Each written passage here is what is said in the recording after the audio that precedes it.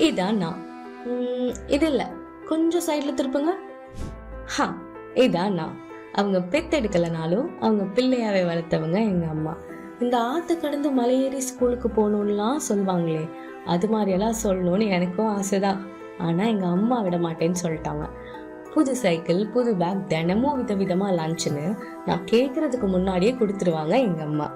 கொஞ்சம் உடம்பு சரியில்லைனாலும் துடிச்சு போயிடுவாங்க. எனக்கு தேவையானதை எனக்கு முன்னாடியே யோசிச்சு கையில கொடுத்துருவாங்க.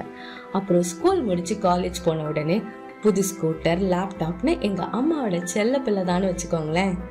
ஆனா எல்லா பொண்ணுங்க மாதிரியும் நானும் எங்க அம்மா விட்டுட்டு போற நாள் வந்துச்சு.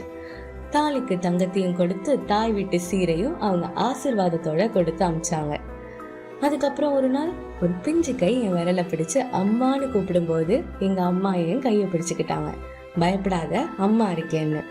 இதான் என் வீடு, இவங்கதான் என் அம்மா, எங்க எல்லாரோட அம்மா எப்பவுமே.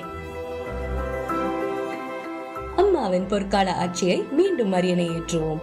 நல்லாட்சி மலர்ந்திட இணைந்திடுங்கள் எடப்பாடியாருடன்.